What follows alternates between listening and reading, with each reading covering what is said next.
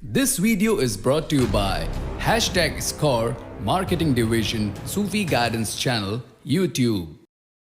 सब चीज़ें तो हल हो जाएंगी, फाइनेंशियल मसला है। लेकिन ये मुझे बताएं, बच्चे का नाम क्या था जिसको दम दरूद किया था? मुझे याद ही नहीं आ रहा। राफे नाम था। और कितने दिन हो गए इस बात को? ये तकरीबन 7 मुहर्रम वाले दिन मैंने आपको फोन किया था पहली दफा, और बच्चा उससे 8 दिन पहले बीमार था। जो आपने बताया था कि वो खड़े होकर उसने वॉशरूम में पेशाब किया था, फिर कब्रिस्तान चला गया था। फिर आपने ओह राइट, यस, मुझे याद आ गया। अब पूरा वाकया सुनाएं, क्योंकि ये इंटरेस्टिंग चीज है बताने वाली लोगों को। बोले आप, बोले। अच्छा, हाँ, पूरा वाकया सुनाएं, मुझे याद आ गया। हाँ बोले। मेरी अम्मी की ना नियाज थी, तो मुझे ना डॉक्टर के जाना था अपनी बहन के साथ।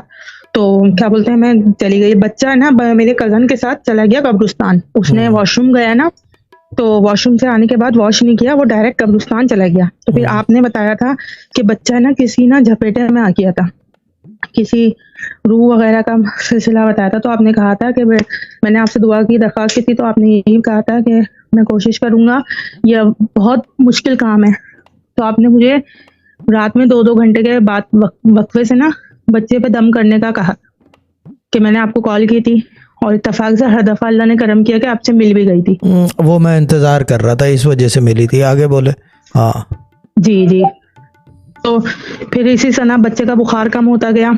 वो जो आपने दुआ दी थी, तावीज़ दिया था कि इसके अलावा कुछ नहीं पढ़ना, कोई दम दरूद नहीं करना, उस दिन के बाद से कुछ भी नहीं किया। वो तावीज़ उसके गले में है बच्चे के।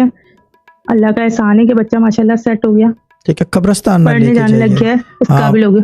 कब्रिस्तान ना लेके जाइएगा इसको काफी अरसे तक। ड्रामा को इन्हें कनेक्ट किया था, पूरी रात हमने कॉल की थी इसको। ये 2-2 घंटे मुझे याद आ गया पूरा। ठीक है, स्कोर।